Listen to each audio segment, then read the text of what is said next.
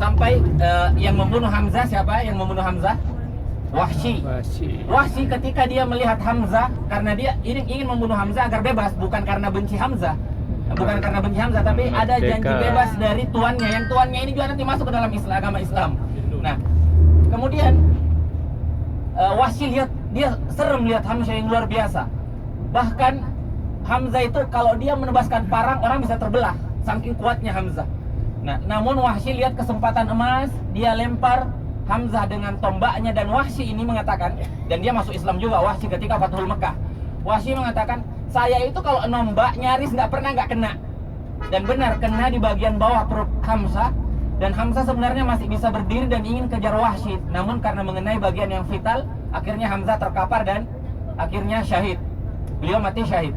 Di situ kaum muslimin masih di atas angin.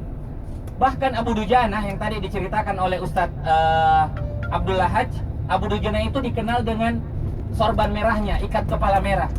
Beliau ketika mendapatkan pedang dari Nabi, dan banyak yang berharap mendapatkan pedang itu, termasuk Zubair bin Awam. Zubair itu sepupunya Nabi. Tapi ternyata Nabi memberikannya kepada Abu Dujanah. Sampai Zubair bin Awam bertanya-tanya, kenapa bukan saya yang dikasih? Padahal Zubair juga kuat. Malah diberikan kepada Abu Dujanah. Akhirnya Zubair mengikuti Abu Dujanah dan melihat apa yang dilakukannya, ternyata luar biasa. Abu Dujanah itu saking kuatnya, dia membelah pasukan lawan sampai ke ujung, dan di situ kaum musyrik nggak bisa ngapa-ngapain. Sampai ketika di hadapannya Hindun, dia udah mau menebaskan parangnya atau pedangnya, hampir mengenai kepala Hindun, lalu dia lihat ternyata perempuan, lalu nggak jadi. Zubair bertanya-tanya, kok itu nggak jadi dibunuh? Hebat banget pokoknya. Lalu ditanyakan kepada dia, dia mengatakan, saya nggak mau mengotori pedang Nabi dengan darah perempuan. Nah, karena dilarang membunuh perempuan dalam peperangan, anak kecil, nggak boleh orang yang lari. Nah, sampai akhirnya kaum muslimin betul-betul di atas angin. Setiap pemegang panji dari orang-orang musyrikin, jadi bendera itu penting sekali dalam peperangan. Setiap yang pegang pasti terbunuh. Ada yang ditebas, maju Ali bin Abi Thalib, ada yang dipanah oleh Sa'ad bin Abi Waqqas. Nah, ada juga yang dipanah oleh Kuzman. Kuzman ini dia sebenarnya orang munafik, tapi ikut berperang karena bela cinta tanah air doang, bukan karena cinta agama. Yang nanti ketika dia hampir dia kena senjata, dia bunuh diri. Makanya ketika ada sahabat yang memuji, Nabi mengatakan enggak, dia itu ahli neraka. Ternyata benar, dia bunuh diri. Nah, kemudian ada Muhairik juga. Di situ yang Yahudi terbaik, Yahudi yang ikut berperang bersama Nabi SAW. Nah, ketika kaum muslim udah di atas angin, orang-orang musyrikin kocar kacir, nggak ada lagi yang berani angkat panji itu. Nah, yang mengangkat panji itu dari keluarganya Abu Talha. Habis semua bersaudara, sampai ke budak-budaknya habis, karena mereka memang tugasnya pegang bendera. Nggak ada yang berani pegang bendera, udah jatuh, kocar kacir lah pasukan kaum musyrikin. Mereka mundur. Kaum muslimin udah mengumpulkan ghanimah. Yang di atas Bukit Rumah, Bukit Ainen tadi, Nabi udah kasih wasiat, jangan sampai turun. Tadi dipimpin siapa pasukan pemanah? Abdullah bin Jubair. Abdullah bin Jubair, nggak boleh ada turun. Kita menang jangan turun. Kita dicabik-cabik musuh, dimakan oleh burung pemakan daging kepala kita, jangan ada yang turun. Itu nasihat Nabi. Ternyata sebagian sahabat bermaksiat, dan ini diabadikan dalam Al-Quran. Wa asaitum, kata Allah Subhanahu wa taala, wa asaitum min ba'di ma arakum ma tuhibbun. Kalian bermaksiat ketika kalian melihat apa yang kalian cintai itu. Dan ketika menyebutkan perihal ayat ini, salah seorang sahabat Nabi SAW mengatakan, kami yakin betul nggak ada sahabat yang datang ke perang Uhud karena dunia, nggak ada. Benar-benar datang karena Allah. Sampai Allah mengatakan dalam ayat itu, minkum may yuridud dunya wa minkum may yuridul akhirah. Sebagian dari kalian itu mau dunia dan sebagian mau akhirat. Baru di situ nggak bisa dibantahkan. Memang ternyata ada yang niat yang berubah karena harta. Nah, ini para sahabat, gimana kita Bapak Ibu? Nah, kita udah ngaji, kita mengurus kajian, bahkan kita ustadz, kita semua lah sebagai orang tua. Nah, kadang niat itu berubah. Kenapa? Di antara sebabnya kita ingin dunia. Disitulah sebab kekalahan. Setelah sebagian sahabat bermaksiat dan turun, dan tersisa 10 atau 15 orang. Dan waktu itu Abdullah bin Jubair betul-betul udah larang, jangan turun. Tapi mereka tetap turun. Barulah di situ Khalid bin Walid yang udah coba 3 kali masuk, muter gagal terus, akhirnya berhasil masuk dan membunuh sisa 10 orang yang berada di atas bukit, kemudian menguasai medan perang dan menyerang pasukan kaum muslimin dari 2 arah. Di situ betul-betul kaum muslimin kocar-kacir, dan paling parahnya ketika tersebar kabar Nabi SAW terbunuh. Nah, kenapa ada kabar itu? Karena pada saat itu kaum muslimin kocar-kacir. Nabi SAW mundur ke arah Bukit Uhud, Ketika mundur, beliau dikejar oleh beberapa orang. Di antaranya ada namanya Abdullah bin Qami'ah. Ini musuh Allah yang luar biasa jahat. Dialah yang hendak menebas leher Nabi tapi kena pipi Nabi, dan helm perangnya itu pecah lalu masuk ke pipi Nabi sampai terluka. Patah gigi geraham Nabi. Lalu Nabi jatuh ke dalam lubang yang dibuat oleh salah seorang Yahudi, yang sangat ahli ibadah sebelumnya, namun kecewa karena pengikutnya malah dengerin Nabi daripada dia. Akhirnya sangat benci Nabi. Yang awalnya dikenal dengan Ar-Rahib, lalu dinasihati diberikan gelar dengan Al-Fasik, yang fasik. Nah, dia jatuh ke situ, lalu Nabi ditebas lagi kena pundaknya. Tapi karena pakai baju perang, pundaknya itu nggak luka tapi sakitnya sampai sebulan. Disitulah Nabi mengatakan tadi, bagaimana beruntung suatu kaum yang membuat pipi nabinya berdarah, padahal Nabi ini cuma ngajak dia ke jalan Allah. Lalu Allah tegur Nabi. Nah, ya itu bukan urusan kamu, kata Allah Subhanahu Wa Taala. Nah, bisa jadi Allah mengampuni mereka atau mengazab mereka. Lalu setelah itu Nabi merubah doanya. Nah, Allah mengatakan, Rabbi ya Rabbku, ampunilah kaumku fa innahum la ya'lamun. Mereka nggak tahu. Nah, mereka nggak tahu. Ternyata benar. Orang-orang yang ikut di perang Uhud dari kaum musyrikin, pembesar-pembesarnya masuk ke dalam agama Islam setelah itu, termasuk Khalid bin Walid. Nah, ketika Nabi SAW dikepung tadi, ada Mus'ab bin Umair yang memegang panji perang. Mus'ab ini sangat mirip dengan Nabi, salah seorang sahabat yang tampan, kaya, namun ketika masuk ke dalam agama Islam berubah menjadi miskin dan kulitnya bersisik, pakaiannya nggak ada, pakaiannya itu doang, nggak banyak gitu.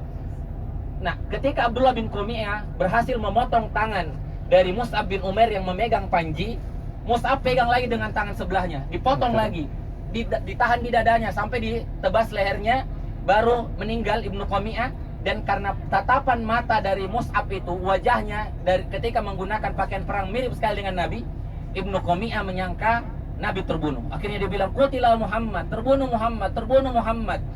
Kaum musyrikin senang, kaum muslimin loyo. Kaum muslimin terbagi menjadi 3 kelompok.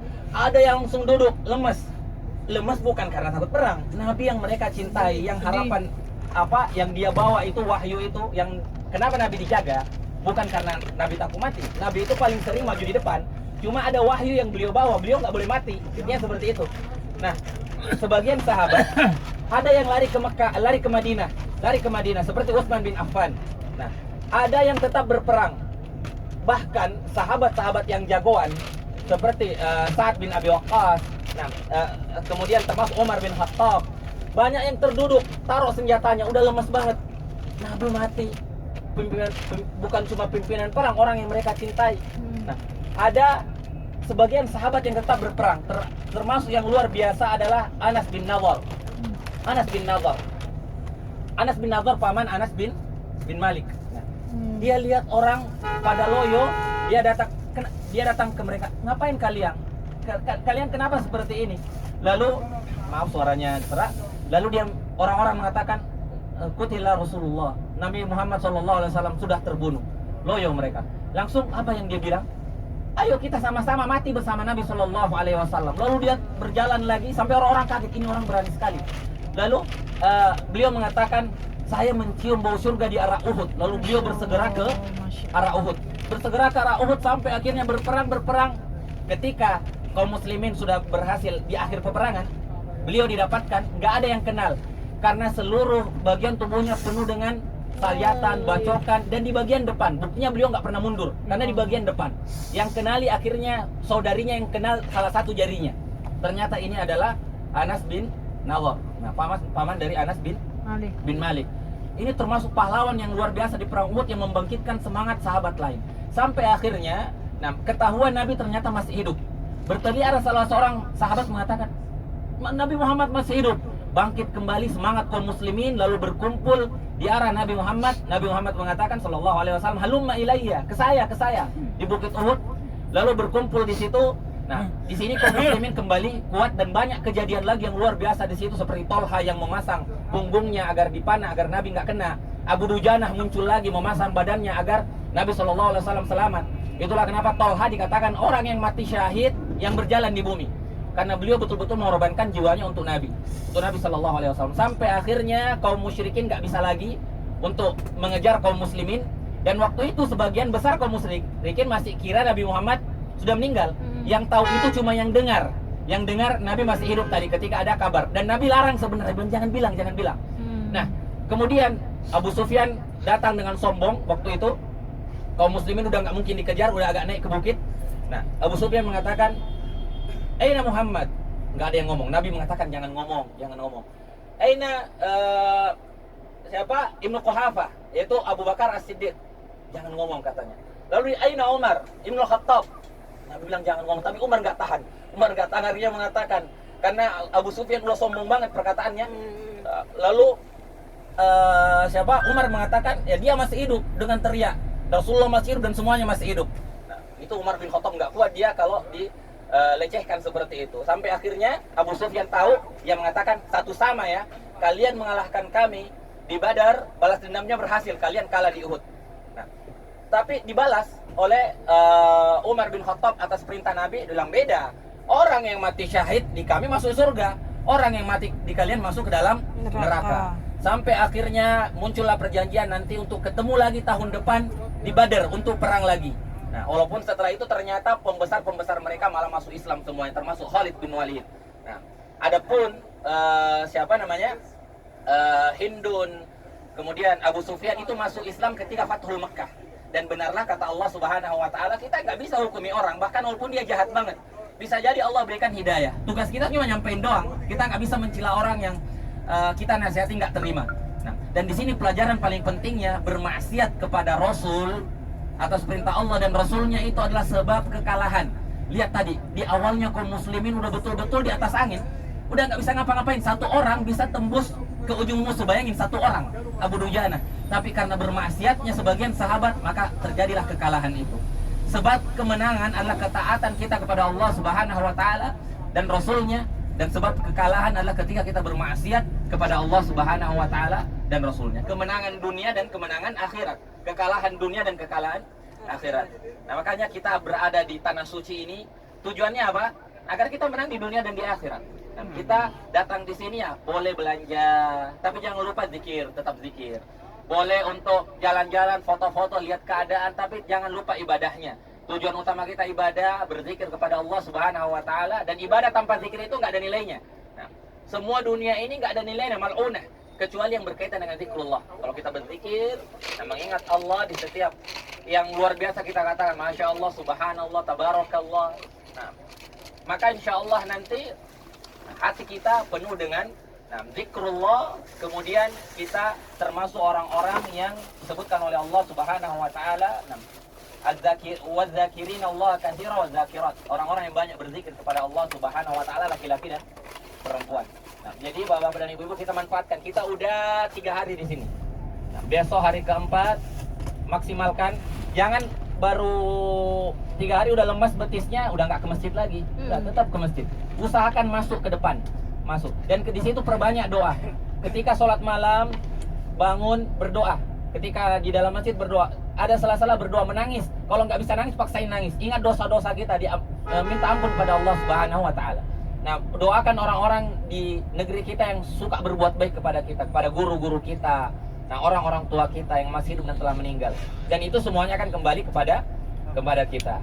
Nah, jadi ketakwaan kepada Allah Subhanahu wa taala itu adalah sebab utama kemenangan. Dan tadi kita sudah menginjak langsung salah satu tempat paling bersejarah yang menjadi batu loncatan kaum muslimin agar sadar.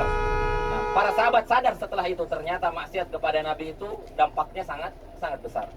Ya. Sekarang kita akan melanjutkan perjalanan kita sampai ke hotel. Nanti kemarin ada beberapa bapak yang belum beli kurma, insya Allah nanti kami temani setelah kita sholat. Mudahlah kita temani nanti. Kemudian untuk nanti ada buku ya, nanti sore kita bagikan buku. Yang bus ini belum dapat, bus yang satunya udah dapat. Nanti buku-buku agama nanti dibagikan. Kemudian kitab-kitab kecil. Kemudian apalagi tadi yang disampaikan Ustadz Abdullah. Nanti kita sholat zuhur. Lalu setelah itu yang ingin jamak boleh jamak daripada sholat di hotel.